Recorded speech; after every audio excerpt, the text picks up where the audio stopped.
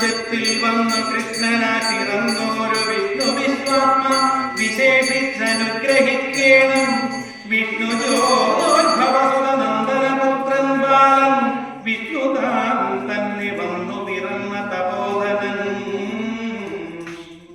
വിഷ്ണുതൻ മായ ഗുണചരിത്രമെല്ലാം കണ്ട കൃഷ്ണനാം പുരാണകർത്താവിനെ വണങ്ങുന്നേ.